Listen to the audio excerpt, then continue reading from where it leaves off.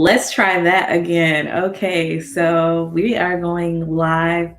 It's funny. I was saying that it's funny that I actually decided to go live again before recording or editing a video, but I actually finished Leaving Atlanta yesterday. I finished it in a day.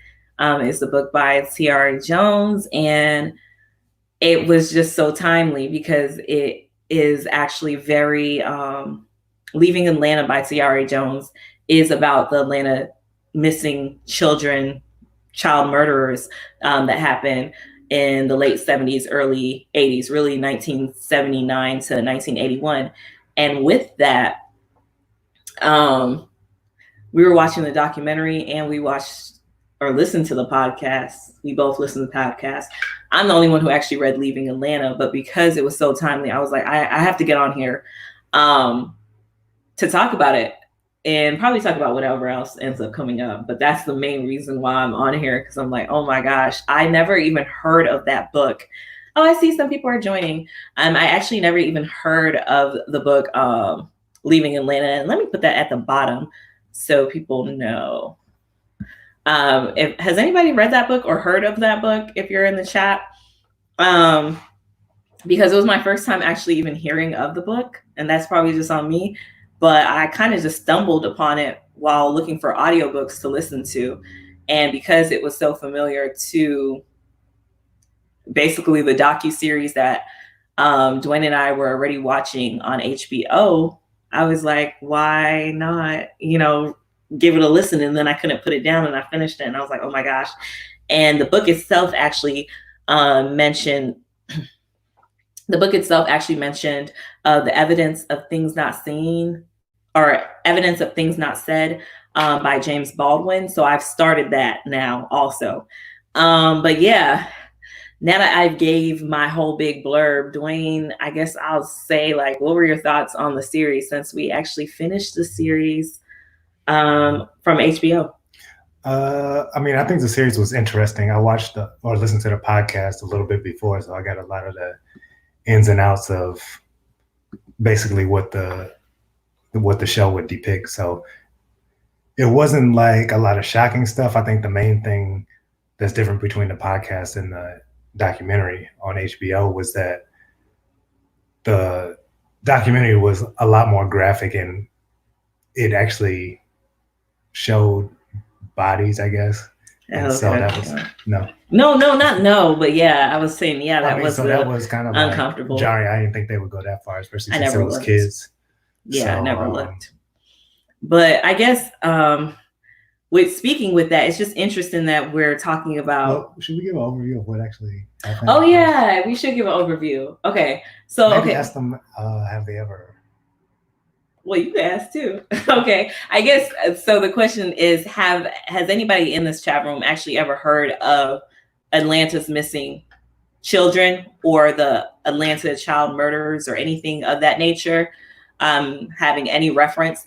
Earlier, Bernie said that they heard of the book and it's actually on their to be read, their TBR. But I guess the case itself, for those of you who aren't familiar, or even if you are, just a rundown, is from 1979 to 1981, there were numerous of child murders that were going across Atlanta, and they were happening to Black children, primarily Black young boys. And a lot of these kids were all within the same sphere or same neighborhood, and they were a lot of lower income neighborhoods and stuff of that nature. Oh, and we got other people. So I'm just going to go to that. So, okay.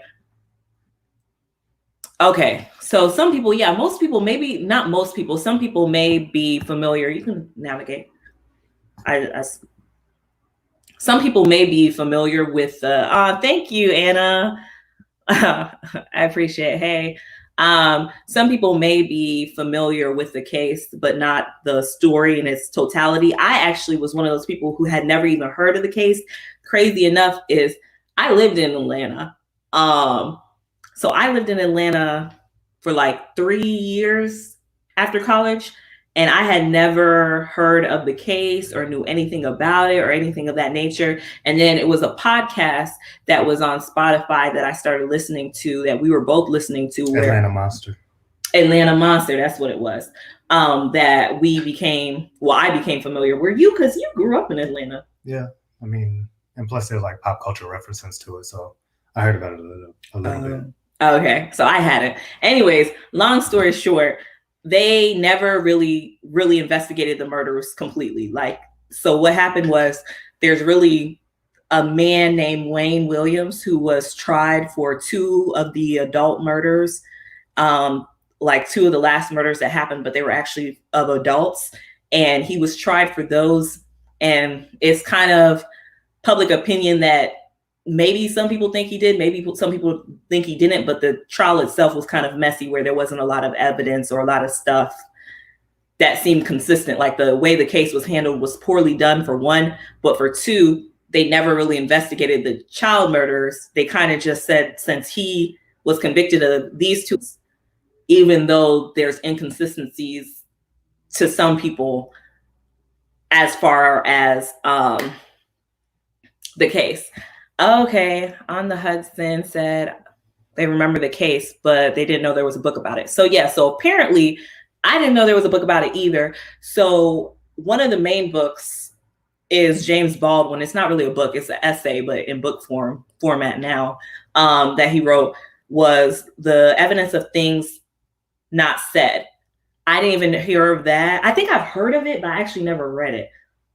Long-winded to say, Tayari Jones, who grew up in Atlanta during this period of time, wrote a historical fiction novel based on it, because actually 2 of her classmates, 2 people who went to her school while she was in elementary school, they actually were 2 of the victims. So she, as an adult, wanted to pretty much capture what it was like to be a child growing up during that time in Atlanta, being young, Black, and growing up in a time where there's almost like a boogeyman or some type of situation where kids are just not safe, and what that was like. So I guess I'll start with that. So the book itself was really cool, because even though it was historical fiction, some of the real cases, like some of the stuff that was mentioned in the book, mentioned during the case, is mentioned in the book. Like Camille Bell, who was one of the main, she was the mother of Yusef Bell, who was one of the earlier victims, who she was the one, through her pushing and persistence, kind of got them to look into this as, hey, it's a lot of kids that this is happening to. Y'all really need to take this serious. And I'm sure there were other people. She's kind of known as like that face. And she's mentioned in the book, as well as her son, who lost his life is. And then, of course, the mayor's mentioned. I forget, I wrote down the name, but the first Black. Maynard Jackson. No, the first Black broadcaster in Atlanta. She's Monica Kaufman. Thank you, Monica Kaufman. Yeah, the first Black woman to anchor the Atlanta evening news. Anyways, there's a lot of references throughout the book that ties in everything, but it's really about 3 children who are living their life during this time, and some of the kids end up becoming victims, and it's just crazy because it takes you to all of the different various backgrounds, and some of the stuff tie in. Like one of the kids, he's selling air fresheners, and I think that was actually true for one of the actual children, at least from the docuseries. That was something that was explored, and the way she did it in a humane way, where I felt like, earlier you were talking about how the docuseries was showing like bodies and showing the kid, like, you know, I think the docuseries did a good job of talking about the case, but I don't know if they talked about these kids having lives. Like, I don't really, even though they had family members who they were interviewing, I don't know if they just talked about who, you know, as much.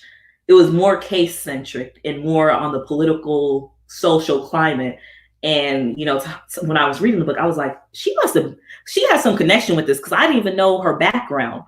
And she said the reason she wrote this was she wanted to take it from a child's point of view without all of the politics and all of the social stuff, to show what it was really like. And I was like, wow. But anyways, you were about to say something, and I like cut you off. Oh, no. Okay.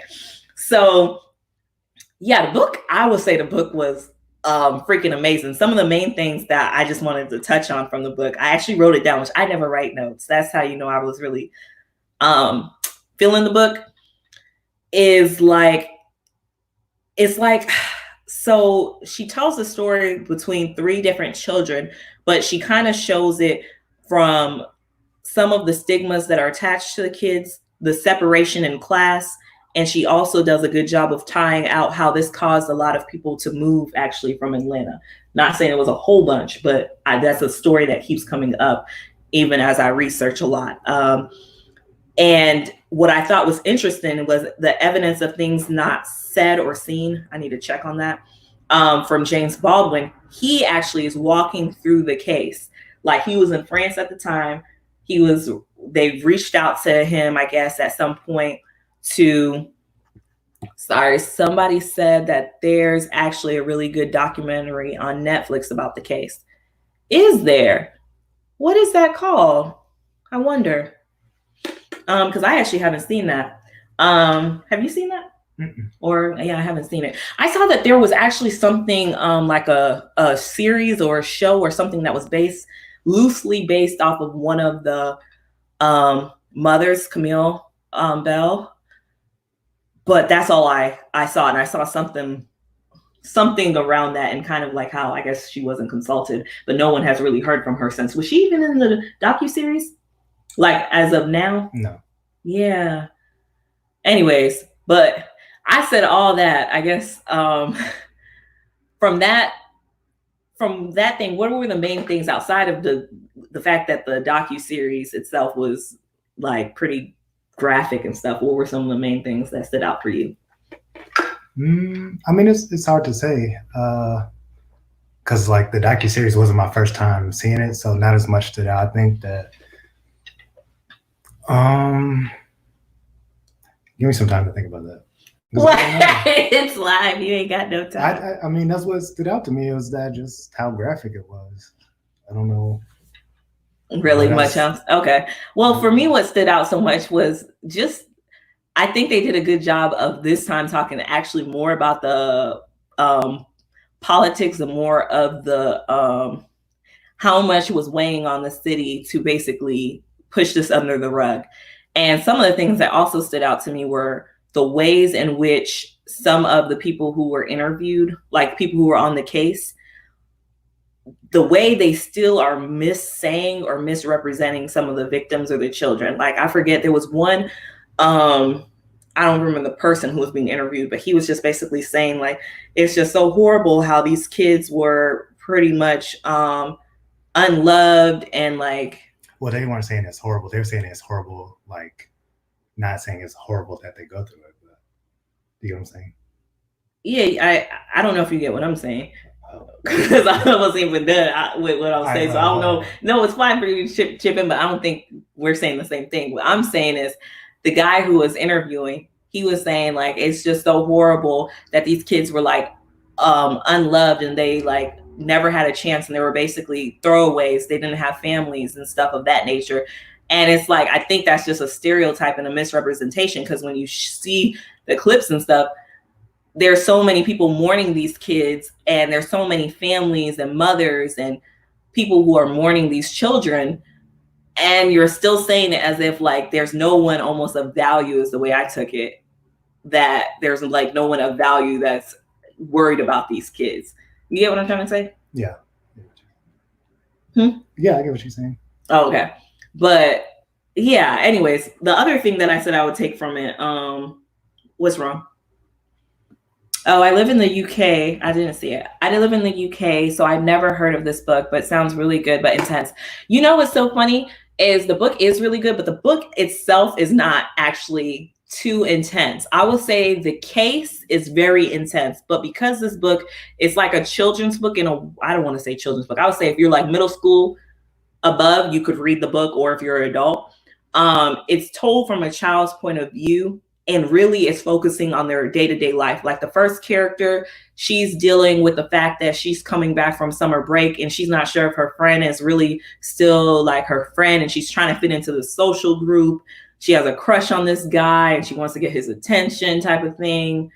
And like the next kid, he's dealing with family problems at home, but not really. It's more so his dad's super strict and borderline abusive, and he's like dealing with that like his dad's just overbearing. And then the last girl, she's like in the projects. She gets teased a lot for being dark skinned by her classmates. She's kind of a loner and all this other stuff. So these kids are going through their regular adolescent stuff, but it's while these child murderers are happening. So it's like talking about the day in and day out, like how your neighbor got snatched up, or like, it sounds crazy in that sense, but it's very, I don't want to say normalized, but she does it in a way where you're with the kids, like they're going through candy and bubble gums and stuff that make you think about your childhood also. So you're like, oh, you're wrapped up into this world, but then at the same time you're like, oh, no, don't you get in that person's car, don't you, like, it's like one of those, I guess, things. Dwayne, you say you moderated. Let me tell you about Dwayne. Dwayne say he moderating, but he put it up. I can't even see what it says. Yeah, when you click here, let me show you. When you click there, it comes up. Y'all got me over here. Screen it first. Oh, you can just put them up. Okay. Because it kind of has an auto screen. Okay, so the Cleveland Strangler cases was also a tragedy where it took so long to investigate all the missing Black women because they deemed them as uncared for humans. Oh my goodness. And you know, this is one of those, see, Dwayne's not in his head. You must already know of this. I actually don't know. I've heard of it. I actually haven't heard of it. That's crazy. I'm going to have to note this. Luckily, it'll be on there, so I'm going to look into it. Because that was one of the consistent themes. Even in James Baldwin, when he's writing about the essays, some of his points, like I just wrote down, it was interesting how he tied in how he talked about the spectrum of race and the spectrum of what is cared for and what is not. And basically at this time, he's talking about it right when it happened. And I guess it's a big deal that it's even getting any publicity at this time, because at this time, Black people being murdered or anything were never getting any publicity. So it was just kind of like almost like a weird showcase for him, where he was like, on one hand, I don't want to say, I forget his exact words, but he was saying he wasn't proud of seeing that this was getting light, but he was like, even the fact that it was on TV basically was outside of the norm. Like, and that's still kind of the case today. I mean, but it's just interesting how certain things get researched and looked into and others are not, because he was even dissecting the case and going into all the different facts and showing how Wayne Williams was on trial for two people. And let's say he did do all these other ones. The fact that they didn't even bring that to trial, like they're just using that almost as evidence when it's not evidence, because he wasn't convicted to it, but it was just to show he has a habitual problem. He was like, it was just unprecedented for the legal system to basically treat a case like that, like you're disregarded, where you don't warrant a proper investigation. I do have to add that Keisha Bottoms has reopened the case. I mean, what will come out of that? I don't know. I don't know if they're really looking into it, but I don't know. Something I thought that was interesting. Are you tapping me on purpose? Okay. Oh, something that I thought was interesting was that Baldwin, he says that the failure to arrest Wayne on the bridge was, at that time, I guess they referred to it as the FBI screw up. Which, did you hear about, like, on the podcast or on the show? I know they said we know about them stopping him on Wayne Williams, but I didn't know that was a big deal, that they didn't arrest him at that time, where they kind of lost all credibility at that point. I remember them talking about that. Yeah, so I found it interesting reading James Baldwin's perspective following the case while, all of this is kind of happening, because you're kind of getting a not firsthand, but a account from someone who was there during that time period, versus like the documentaries and all this stuff. Now it's kind of us looking back 40 years. And even the people who were involved, they're all looking back 40 years. So it's not as live probably, or as fresh as some of the things. He also discussed like the history of segregation and basically how Atlanta specifically, the way it was designed and the way that the integration happened, it's almost set up perfectly for scenarios or situations like this to happen, where people are just pretty much you in the project, and we could just weed out Black people, kind of, because they were even talking about like kind of like how the reason those projects kind of even formed, some of those areas were semi-prosperous, not like the most prosperous, but there was once integration kind of happened, a lot of the mom and pop shops and stuff like that closed up shop, because when you integrate, basically Black people, because they're rightfully so, they're like, I can actually go to certain places now. They want to experience what they were getting kicked and thrown out and beat out for, but white people are not going to be coming to the Black areas to support those local businesses until the Black people are being pushed out, essentially.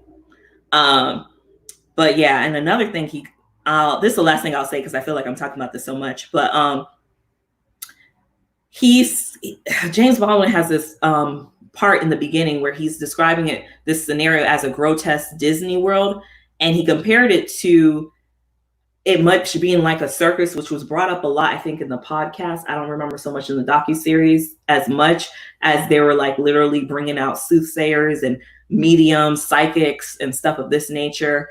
And it was like it was a topic on the news, but even the way that it was kind of addressed was almost in a way that no one would have treated this if it wasn't Black kids. Like, it just seemed like they were just throwing whatever, and then they're just going to lump you all together and not really look into it, just so we can close this case and move on. That was a lot. Someone said they just tuned in. What are we talking about?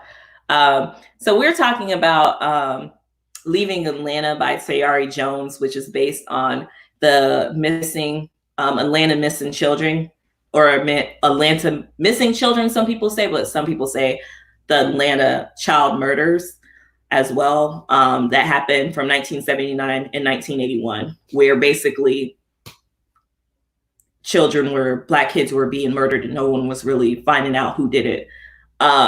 Something I did think was interesting initially was that after Wayne Williams, who was tried for 2 of the adult murders, not the children murderers, he was just attributed to it afterwards. After he was in prison, the murder stopped, but I thought it was interesting in the document series how they talked about how some of the initial suspects were also coincidentally arrested for other various things during that times and swayed. So it's just like, it's just weird, because it's like the docuseries did a lot to seem like they were almost trying to make Wayne look innocent in a sense, but I don't think it's their fault for having to focus on that lens, because the more when I was reading Baldwin stuff, I realized when he was explaining, he was like, because they don't really have any leads, it leads you to only really focusing on the person that they're attributing these murders to, because we're not saying we know who did it. No one's saying they know who did it, but they just know that an investigation wasn't completed for these children, even if he ended up doing those 2 adults. Something else that was interesting I didn't realize was that it was literally because of the fact of their mental capacity that they said they tied them with the child murderers, because they said their mental capacity wasn't that of an adult. Basically, they were slow. Did you know that? Yeah. So anyways. They might have said it in the thing, but I didn't pick up on it. Okay. So anyways, what are some of your thoughts, Dwayne? Because I didn't talk a mouthful. I mean, I feel like the best way to get a sense of the environment and what was going on and how people feel about it is to watch or listen to the podcast. Kind of like Jen said, it kind of both are somewhat favorable in some ways to Wayne Williams, which is interesting, but we don't really know. Well,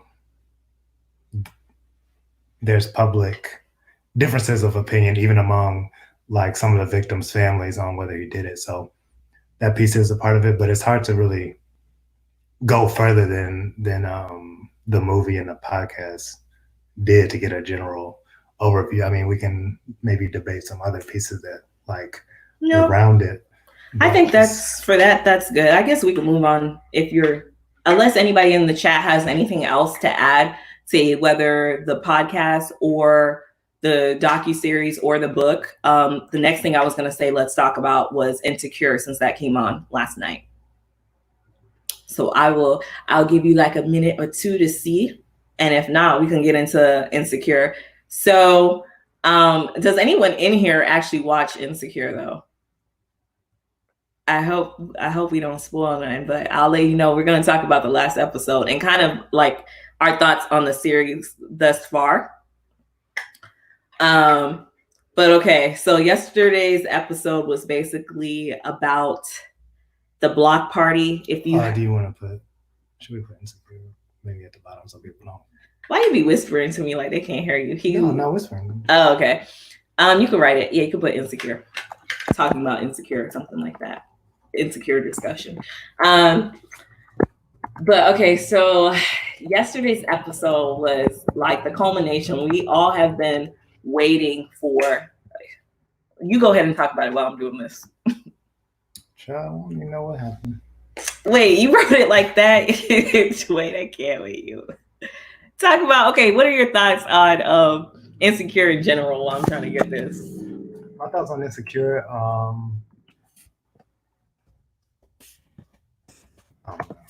what? Wait, I'm not doing this way. He has so much. He has so many. You have so many thoughts based off of stuff that you say. Oh, so you don't have thoughts of your own. It's only when I say something. Yeah, basically. Okay, no, but on a real manner. Okay, so she said nope, she didn't watch it. Okay, bye. Enjoy when you do watch. So Insecure last episode was the culmination of everything that's been going on up until this point, where we have been watching Issa is trying to develop this block party since the end of last season, and the block party finally happens. As you guys, if you guys have been watching, have realized, Issa and Molly have drifted far, far apart, and it's heartbreaking for me. It's uncomfortable to watch. It really is not uncomfortable for you? I mean, it's predictable. They never really got along the whole show, like in any season, really. Oh, wow. They've always had disagreements. I mean, they have disagreements. Most of their interactions, in my opinion, are disagreements or shady comments, and they hang out with each other out of convenience. I agree completely with Lena. Communication breakdown at the worst possible time. I just feel like so I get what you were saying. Like, they always had little tips throughout the seasons, but they've been each other's ride or dies. Like, not ride or dies. That's probably big, but they're each other's best friend. You're my best friend, whatever. Lisa always sings that freaking best friend song. So what's the moment that you feel like represents them being best friends? What's the example? I would say a lot of it. It's usually when they talk and tell each other about all their issues. When whatchamacallit, like if she goes over, she stayed at Molly's house over whatever, getting Cheetos for 3 days when she couldn't figure out what to do with Lawrence. Stuff like that. Or you go on like road trips. I don't know. I guess you're saying their relationship didn't have substance. Is the gist of it. I mean, I don't know. I still feel like their friendship was a genuine, real friendship. It really might be one of those cases where you're close to the person because you guys had a genuine, strong relationship since probably college. Well, that's another thing about Insecure is we build in all this stuff that's not in the show, and so we create. They did go to college together. That's fine, but we don't know what their relationship was like there necessarily. You could say it was good, or you could say it was bad. Okay, well, I don't think they ever had issues like they had right now. I think they did, but we'll never know. Yeah, they might have. I mean, they would have. I think their relationship, to me, the relationship is based on Molly's control of Issa. So I think once Issa started getting her ish a little bit together, the power dynamics kind of shifted in a weird way where Issa is not saying she has her stuff more together than Molly does. It's not a competition, but I think Molly was so used to having to be the person to be like, Issa, oh my gosh, everything, da-da-da. So now that she's starting to get it, it's like a weird thing with them. But at the same token, people who need other people are more likely to be flexible with the people that they need stuff from. And so in Issa's case, she could have also been being more flexible and letting stuff go, letting stuff slide.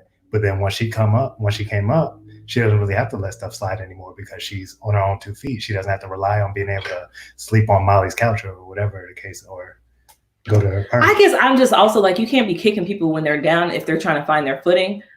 I mean, no, I'm not saying I agree. I know, yeah. Oh, well, I'm not saying you were kicking her down. What I mean by that is like Molly, it's like you saw she was passionate about this. You saw she was really trying with this.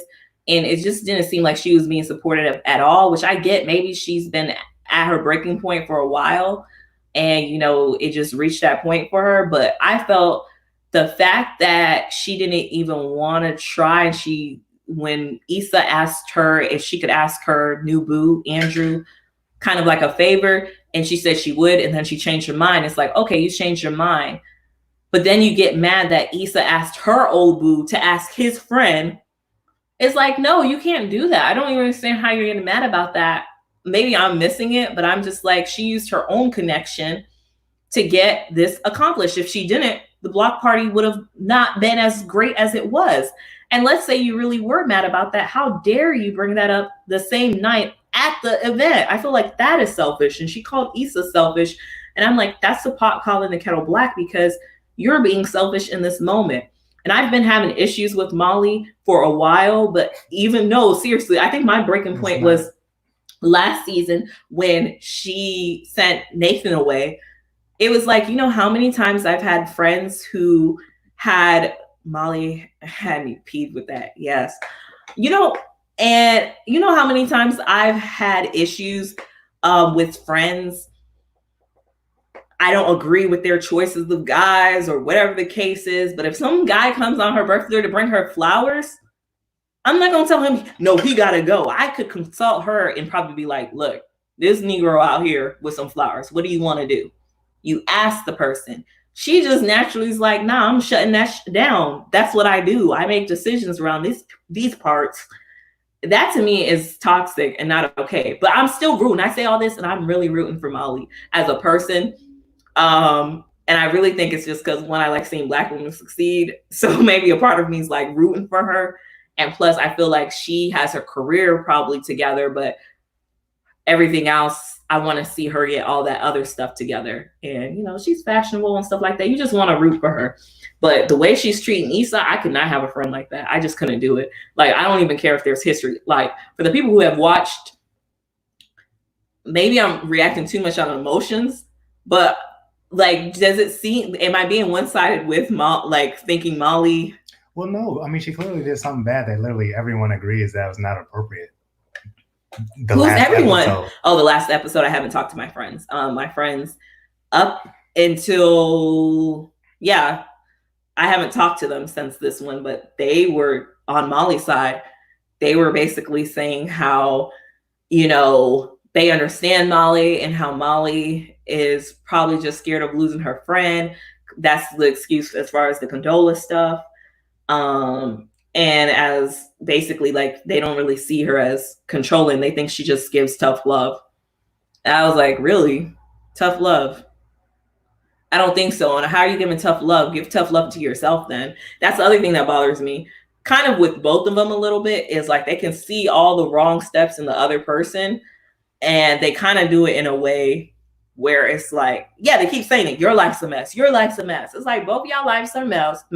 Let's try to work through it and stop being so judgy. It's like, for once, can one of y'all be chill or something, like Kelly or the other girl? What's the other girl's name? I don't know. I know. I don't even know her name. They done faded that girl out. But yeah, I don't know. I just kind of felt like this last episode was almost like, I don't know, if someone gets in my face like they're about to fight me. I don't think I've had a situation where I almost fought a friend and we're still friends. Oh, I do have one person where we almost fought, but we're still friends. But I feel like there was other stuff involved as to why. And that was like a long time ago.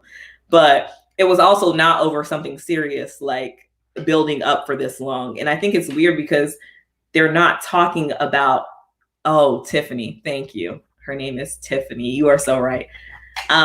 You be putting it up for 1 millisecond. But yeah, I feel like I be talking so much on here, Dwayne. Yeah, that's what you do. That's literally your channel. You talk Yeah, on here. I guess, but we were supposed to both be talking about all this. Why was wow, I'm so extra, but why was Lawrence not at the block party? Will you believe me if I told you I didn't think about that fool not once? Ain't that crazy? I didn't even realize. I did think about him. I thought about him with the Condola situation when Condola was like, "Oh, we broke up." He didn't tell you. I was like, "What y'all broke up for? You saw them DMs?" I was trying to figure out if she saw those DMs between Issa and him and was just uncomfortable about it. But no, why do you think he wasn't at the block party? Maybe there's just too much going on in that scene, and they didn't want to make it confusing. I don't know. I don't know. I don't know. That is something to think about. Maybe he thought he might see Condola and her, and it's just a messy situation. But I actually am ready for that relationship to just be over. I don't have any ill will towards them, but I'll be honest with y'all. When I saw Dwayne's gonna get mad at me, but I don't care. When I saw that scene and Issa was blown away that he was taking Condola to a freaking deli or bakery or whatever the hell it was, a cafe, and she was like, "You know, he probably was paying." I was like, I really didn't know their relationship was that bad. You stayed with somebody for 5 years, a grown up, and you're impressed he took some girl to a cafe. He was really treating her like crap. Like, I didn't realize she stayed that long. So I don't got nothing to say about that. No, I do. It's just nothing. But no, I do have something to say about that. Basically, wait, what were you talking about? Oh, you talking about because the TV's on? How did TV That's get his. on? That's next door. The TV sound. Okay, y'all, I kid you not. I just heard the TV on, and I'm like, how is it that in the living room the TV is on? There's nobody here. Does the TV magically turn on? It's our neighbor's TV. That's that loud. Oh, he don't think that's funny. Sorry.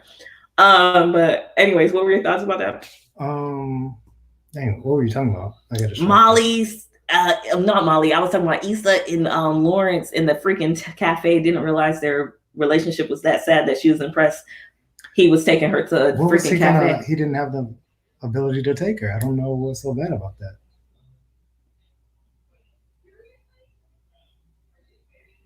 Hmm.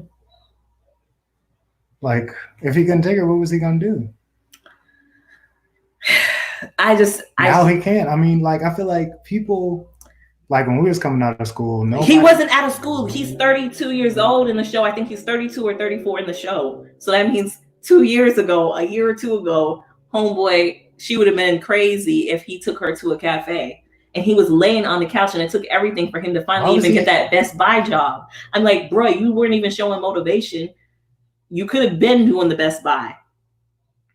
I'm sorry. I get a little emotional about that because I'm just like so frustrated as to how it's not I just obvious what don't the like issue how is. we always talk about Lawrence's issues, which he had quite a few of them.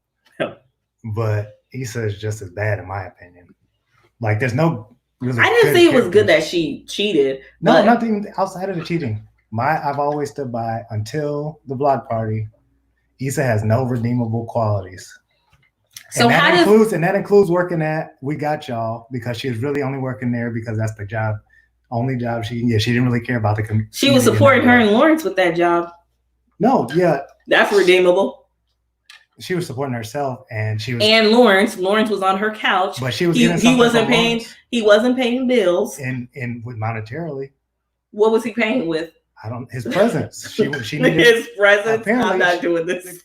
Quality time is what she. Apparently, she didn't need the quality time because she had to get that somewhere else. So apparently, that wasn't what it was. I thought that was revenge. Revenge? You think she slept with Daniel for revenge? I don't remember.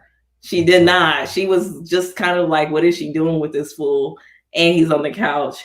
And she, for some reason, in that first season, they try to make it seem like Daniel was doing something. But anyway, thank you for proving my point. She just did it because she wanted to. Like, she did most of the stuff. None of it really. Sorry, I tried to go through. You said none of that really. Y'all put Issa's good traits in here from before the block party. Taking care of Lawrence. She wasn't. Yeah, but that was a trade. How is that not a good? How is that not a good? A good. I'm not saying she's a good person. I was just saying that you're saying name a. I can name one. Taking care of Lawrence. I don't feel like she was taking care of Lawrence. I feel like he was offering companionship in some way. So when people are considered gold diggers, not gold diggers, let's not say that, but like when people are considered that, like when women are considered whatever, you're saying people don't have that same grace. That's all I'm saying. There's clearly a double standard. People don't have that same grace where they're like, well, she's offering her company. Well, he gets to be with a beautiful person or whatever it is. It's like there's usually a lot of judgment associated with the gold digger or whoever the situation is, the person who's mooching. So she doesn't get that same grace. What do you mean? I'm saying in these series, like I don't feel like he was a gold digger. Yeah, I don't think he was a gold digger either, but I'm saying the fact that you're saying he was paying in his time. I don't think he was necessarily paying. I think he was fine. He was probably being what's it called? Like I don't know, he was not taking advantage of the situation, but like he needed somewhere to stay. And she was willing to do that. And the reason she was willing to do that is because it was a form of companionship. Yeah, and I mean that's fine. Like all I'm saying is I don't really want to see them back together. If they get back together, that's great. Like Tiffany said in the episode, it's complicated. I wouldn't fault Issa for going back, but I think after you've been taken advantage of. I can go back and watch the show because this argument that I had was a lot more solid back then when I had all the pieces. Now I'm forgetting all the early seasons when she was doing all the stuff that she was doing, all the inappropriate and unethical and all types of stuff she was doing back in the early seasons. And that's another thing that people do why they think Issa's so good is because she has the same name as the creator, Issa the character has the same name as the creator. People attribute a lot of Issa the creator's good qualities onto the character. She was taking care of Lawrence. Thanks, Malik. You're so funny. My company is a blessing. I mean, I'm not faulting either one. I guess my whole point of saying that was very long-winded to say that I've never been a team Issa or a team Lawrence, like whatever. But I do think they served each other's purpose in their life. Like even with Lawrence, I feel like he only wants to be with her out of comfort and almost out of like not wanting to have to start over. He has this thing where he doesn't, which a lot of people clearly most people desire companionship. I think that's normal. But I think to his point is, he will get back with her because it's comfortable. I don't really feel this undying passion, and everything doesn't have to be passionate, but it's like if things don't work out with Condola, okay, I'm back to that's because this show, on Instagram. He thinks the TV. I hope the TV. It is our TV. I thought it was our TV that was making that noise. That's scary because there's nobody here, so I don't know how it turned on. But I feel like with Lawrence, his whole thing is comfort and like rebound, and he just doesn't want to start over. And it's almost, he may not view it as settling, but I think it's almost like settling. And with Issa, I think she has a lot of feelings wrapped up, and she invested a lot into this man. So it's kind of like you put in all this stuff and you invested. Do you want to cut your losses or not? The issue is the show is not that complex, and they just put scenarios together and we fill in the blanks to have something to talk about. And so that's why it's like you think it's probably just as simple as they may get back together, they may not, and it's just not that deep. They don't give a lot of clues in the show to any of the kind of hypothetical stuff that we be talking about, really. But I think they do. I think because it's so chill, but I think that's the beauty in the show. I think because it's so chill, and in a way it's relatable in the sense of late 20-somethings, early 30s trying to figure stuff out, and they don't really have it all together, and they're navigating relationships as well as friendships as well as jobs, and we kind of feel in that because it's a relatable scene, so you probably fill in your past experiences into that. But I will say the Nathan thing is interesting. Seeing Nathan and her back together, I don't know if I got that same chemistry that I got from them last season. Like last season, I felt like even though a lot of weird stuff had happened between them, I felt like they had so much chemistry that I could see a spark or something where it should still be pursued. But now with their interaction, I couldn't place it. I don't know if he has the stuff necessarily in that place where he could be with her or vice versa, or if they should just kind of be friends and figure their lives out. I couldn't really read that. I don't know. What are y'all thoughts on Nathan? And what's your thought? Because he never talked about Nathan. I don't really have no thought on it. Oh, okay. There hasn't really been nothing to come out for me to have a thought on it. So even when he ghosted last season, you were just kind of like, he just ghosted. I guess, yeah. Really? So you think it's okay to ghost people? No.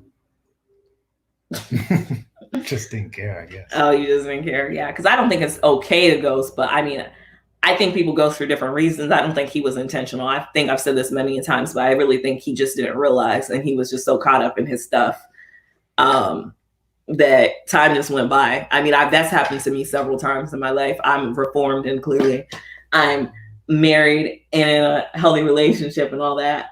But even with friends and stuff, sometimes I end up ghosting, and I try to get better at that, or at least now I will communicate before I go off the grid. So I do think that's a work in progress thing, and it wasn't intentional. I think he's a good person, but he's a character. I don't know why. Somebody wrote something. It'll come up in a second. But yeah, that's really all I had on Insecure and all that other stuff. Do you have anything? I know you talk about The Last Dance, but does anybody in here watch The Last Dance? I don't know. Let me not judge, because people be judging me. Anybody in here be watching The Last Dance? Oh, is anybody in here ratchet like me too, and be watching? Ooh, Malik said Nathan was not needed as a character. As a character, really? You don't think he was needed as a character? I mean, maybe not needed. You're probably right. He's probably disposable, but I enjoyed their interaction. It was like a sustainable fling that could have been possibly more. Like, they actually had deep feelings for each other that were blooming, but then they cut that off real quick. But I was going to say the two other things that I've been watching, or that I watched yesterday. One of them was The Last Dance, which is the docuseries of the 97-98 Bulls. The other one was Real Housewives of Atlanta, which I don't know if y'all watch either of those, but I watch both. And Real Housewives of Atlanta, I call that, it's not even ratchet TV to me, but people, have their opinions on reality TV and stuff like that. But I'll go ahead and talk about that, since we could talk about it. It's just, let's talk about whatever I've been reading, watching. So you gonna write that, Dwayne, and these banners. So Dwayne, what are your thoughts on the Real Housewives of Atlanta reunion? Huh? He gonna say, huh? If you can, you can hear. What were your thoughts on the Real Housewives of Atlanta reunion? They were being mean to each other. Yeah, it was very interesting. They were uncharacteristically mean. And that says a lot, but usually it's like cute shades. So for those of you who do not know, Real Housewives of Atlanta, they had their reunion yesterday, part 1. And it was the first virtual reunion. So I didn't know how that was going to go, because I'm like, a virtual reunion, darn it, it's not going to be the same. I enjoyed the season. I kind of wanted to see things wrap up. But child, when I tell you the virtual reunion, it was a lot. Like, it was a lot. Like, I was actually like, oh my gosh, they're kind of being mean. Like with the reads. Usually I like seeing, I think Portia's good at her reads. I think Nene's really loud. So I don't even know if she's really good at her reads, but she usually does a lot of. She'll overpower. Yeah, she controls the conversation. It's an effective strategy. Works. People have different styles of reading. Yeah, you're right. Being loud is a strategy, and it works pretty well. That is. Oh, you did not see the reunion yet? Well, you'll have fun watching the reunion. I thought it was a really good reunion. I thought it actually kind of worked better than when they're in person, because they really, I think, were more transparent. Maybe it's something about not being next to the person where you're like, you really are saying more about how you feel. But I also feel like Andy was able to mute certain people. So sometimes when they're yelling so much or getting into it, we can't really move on, but they actually could move. Oh, that is a good transition. Did y'all see Portia on Insecure? I sure did. I was like, go ahead, girl. Go ahead. I'm one of those people who actually like, I don't know if some people don't. I was a flip floppy with Portia. I think when that whole drama with Phaedra and Candy went on and she just wouldn't own it, I was kind of like, I'm done with her. But Portia, I feel like she gives such a fun energy on the show. So I enjoy seeing her on the show. Um, the last time I watched Real Housewives of Atlanta, I think was when Kim had the bag and Big Papa.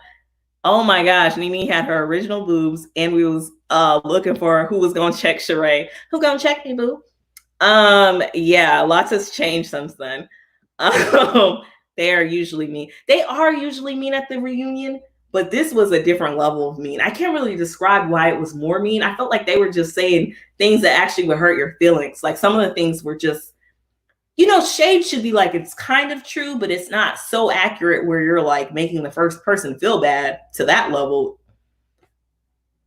This stuff was kind of like it was mean spirited and it was kind of really true. I will say one of the things I thought I think Kenya's the best at the reading shade and stuff. What are your thoughts? Yeah, because say what you want about her, she's good at that clapback because Nene said something despicable. I thought was despicable. Was like, that ain't even. She heard that wasn't even the egg or her egg or something. Her daughter, her beautiful daughter, Brooklyn, basically saying like it's not biologically her child or something. Couldn't be. Like it looks like the dad or whatever, which is fine. But she was basically saying that it couldn't be Kenya's DNA in the child. She heard that she used somebody else's egg, which I think is despicable and ridiculous to talk on, but they be going there on that show, apparently more than usual. And Kenya immediately was like, she didn't seem phased by it. She was just like, well, we know those kids are yours because they look 100% like you. I was like, oh my God. How do you try somebody without saying anything mean, technically? Wait, I missed something. Portia needs to be everywhere. Like how Nene was in the past. Like Portia is such a good energy and overall fan favorite. Yeah. You're so right. Nene did used to be fun to watch. Like she used to be funny and fun to watch, and people were kind of picking on her. Like I know Sheree and Kim and stuff like that would kind of always make her seem like new money, so they didn't really respect her as much. But now she's just like, I'm that HBIC, and it's kind of gotten to the point where she says stuff, she can't own up to it. The whole thing with her and Cynthia, and she just gets in these altercations, and even when she owns it, she doesn't really fully own it. And it's like I want to root for her, but it's like I can't really support some of the mean stuff that you say. I don't know. And the way she was so mean to Portia when Portia was pregnant, I don't know how Portia could get over that and just be like, it was so hard to be without you, and now they're best buds again. But how do I know? Portia has graduated from playing the role of an idiot. She has graduated from the aloofness. Like some of the stuff she said, like that Underground Railroad, her thinking it was a real railroad. I was like, the sad part was like, I don't think she was acting. Like I really think that was genuine. But I was like, this can't be real. But now I think since being on Dish and doing all those things, she's just so quick with those clapbacks in a fun, cute way. But she, I think, has a good heart of not being mean-spirited. At least I don't think so. This is all from the TV screen. What? You watched the Parker's episode? Kenya was in it? Okay. It's funny because Kenya, apparently, I didn't really know who Kenya was until Real Housewives of Atlanta. Did you know who she was? I mean, I've probably seen her before, but I know her. I don't know. I know really any of them. And it's bad because I'm going to say Miss America, but it's either Miss America or Miss USA. She gets so mad when you say the wrong one, as if people outside of pageant world really know that. This might be a Portia moment on my end, and it's funny because Portia didn't know. That was kind of fun. Kenya is a good reader, but phony Faye has the reads of all reads. When she read Kenya that one time, you know what? I did not. I'll tell you one thing. One person who I know I don't like, I don't really have anybody on the show where I'm like, I don't really like them. I think they're mean-spirited. Phaedra's reads never made me laugh. All her stuff, it would be like these long drawn out, evil things to say about somebody. It's like, how can you think of that many mean things to say about somebody? Like, she'd be like, you are like the scum of the earth, and at the end of da da da da da da, and that's why you're gonna have to ejaculate in a cup and da da da da. I'm like, what? Who thinks of this? Like, you really have to be like dark. I don't know. I can never get with her stuff. It's just too much. Look, I saw Kenya in a couple of old C-rated movies. I'm not doing this. I can't. What does that mean? I guess it's better because usually they say D-rated, right? Nobody even acknowledges the C-rated. I'm like, I don't think anybody ever even acknowledges or says the C-rated. Yeah, but I don't know. Yeah, but the reunion, it was weird because with Candy, I don't know how to place Candy. I feel like Candy is genuine in the sense of Candy says her opinions, but I don't know how I feel about her riding so hard for Kenya, which I'm one of the weird people where I probably missed like a few seasons, so I don't really have all that hate towards Kenya. I know a lot of people strongly dislike her. I don't really have that, but I still don't really know if I like how much Candy's having her back. Does Candy still look? Yeah. What does that mean? I don't know. Oh, I thought you knew what that meant. I'm assuming she's talking about her interesting hairstyles and unique choices of clothes. Oh, oh my God. I can't. Y'all get this off the screen. I thought well, I can repeat. She said just kidding to look like 2001. Y'all are hilarious, y'all. I actually thought she looked good last night. Did you think she looked good? I thought she looked good. I think it's like hit or miss. Like sometimes the fashions be like, and then sometimes it's a little dated, but you win some, you lose some. You know what I did think was funny? Well, not as much, because Nene did explain, but when I saw Nene's outfit, I was thinking, I know we're at home, but that was a little different. Because I think Nene, she's come a long way with her fashion looks, but they said, how do I feel about Kenya this season with all the things that's happened with Mark? I feel so bad for her. Like, I feel bad for her, but at the same time, one thing I will say is, which was addressed at the reunion a little bit, is like, she had a history of talking about people's marriages so heartlessly sometimes. Like with Portia, when Portia was going through her thing with Phaedra, she would go in and had no sympathy. That being said, I still feel some kind of way when I see someone heartbroken or embarrassed like that on TV. Like, I would say I was very uncomfortable with the way that he would talk to her and the way that she never said anything. And I'm like, I don't know what goes on behind closed doors, but I'm telling you, it's that companionship. The clock was ticking. She really wanted a baby. Yeah. And she put up with stuff that didn't even make sense, like the not meeting his parents ever. Yeah, like how do you not meet someone's parents? Like even talking to him, or they haven't met the baby. I felt like I was just like, I just don't feel good about it. But I did think the Kenya, like when they were like, Ken, and they're like, who's Ken? That's why Portia's good in those confessionals. I did think there was comedy in some of those things, but like, and the gist of it, I was just kind of disgusted with the way he talked to her and treated her. And to me, it would be hard to really believe like he could so quickly change. Maybe after seeing the season, he's really like, oh, that's not me. Who knows? But they're still not even together. And I felt like it was weird that, granted, a lot of people are long distance even when they're married, but I feel like you have a new baby, you're having marriage problems, all this stuff. It was uncomfortable to watch. What were y'all thoughts about it? I do think that the way they broke up was very strange, but Kenya has a history of having strange breakups and relationships on the show. Like the way the interactions end up happening and the way the breakups are always so volatile, it's sad. But she does have a beautiful, I will say she has a beautiful daughter, and I hope for their case they could co-parent well. How did y'all feel about Eva at the reunion? That's something I want to know. because I actually was one, I would have to rewatch. Let's not get into Top Model. I don't know. Y'all saw the stuff going on with Top Model on the social media? That's a tangent, but I watched Eva on Top Model, and I can't remember if I had any strong feelings, like if I liked her or didn't like her. Sorry, someone said, honestly, I can't watch these shows anymore. They're not fun drama anymore. These women are so ruthless, mean, and just constantly tear each other down. They should have left it in.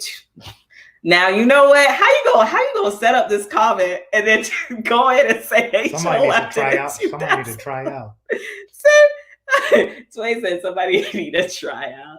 Yeah, your reads are pretty good, because I didn't know it was gonna go to the 2001 again. That was actually good timing and good delivery on the joke to bring it back. That's an art form.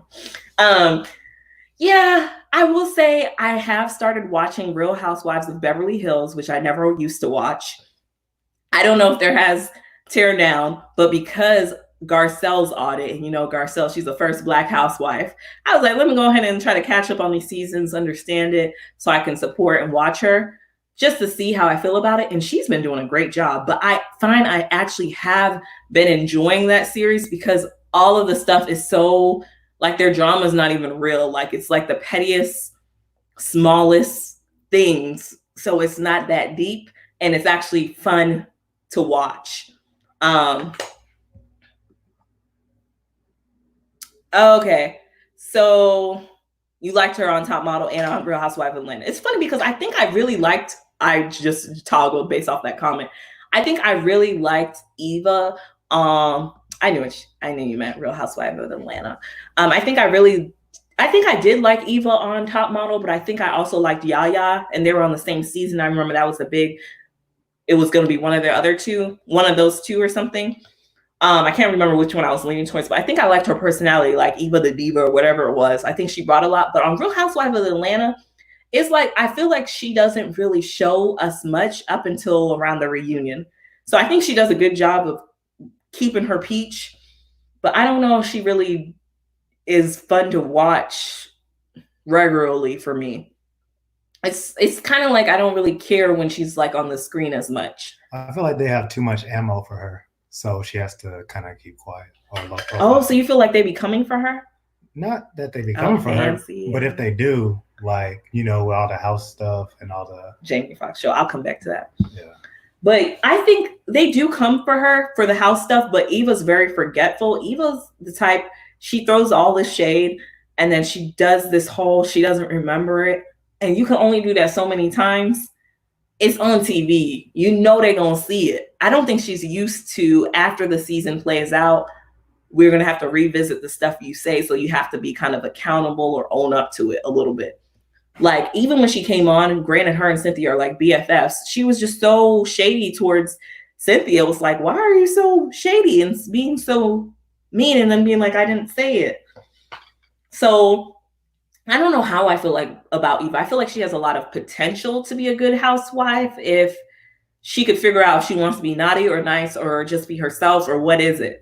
But I do think that they might have to shake up the cast a little bit, because to an earlier point, it is starting to seem a little bit like they're getting so dark almost in their comments, and it may just be they need a few fresh new faces. But back to Fancy, Garcelle. I started watching Real Housewives of Beverly Hills for her. And if you guys don't watch and you guys are into the Housewives franchise, I would say you should watch. She is really fun. Like, she brings fun, good energy, all laughs. She keeps it real. And I like that she asks direct questions where it's not offensive. I'm like, how do you do that? Like, she'll literally be like, I don't know how to say. She, like, if there's an elephant in the room, she'll just address it and ask it. And it's not rude, but it's really what everybody's thinking. And she just is so, I don't know. She seems like a genuine cool person. And Bernie said Eva isn't as mean as the others, so she isn't fun to watch.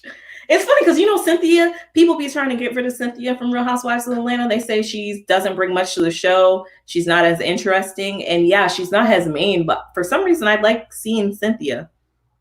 She provides balance. Were you in between the yelling then they show a clip of her being Yeah. rational. And I feel like, yeah, that probably is it. She does provide balance. And I feel like I don't know, I do be interested, whether she's talking to Noelle, her daughter, or she's dating her new boo, or whatever the case is going on. I'm low key kind of interested, even if it's boring. I don't know what it is about her, but they try to get rid of her. But I would say the housewives that I think they should keep from Real Housewives of Atlanta would be,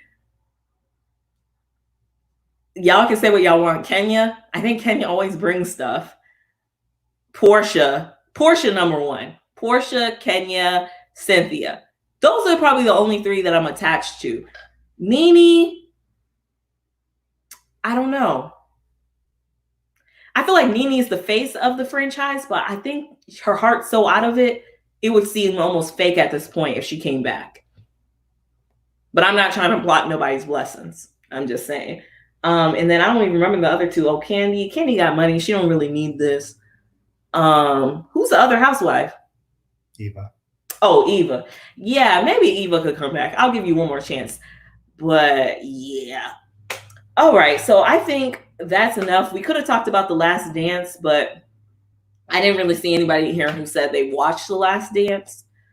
And we've talked for about an hour about let's talk about it, all the shows and stuff we've been watching. So I think I'm done. Is there anything? I'm getting up. All right. Well, thank y'all for being on live since I haven't been feeling like editing. I might edit tonight and get my wrap up. But I enjoyed the chat. I'll see you guys in the next one. Bye. You don't have to hit end.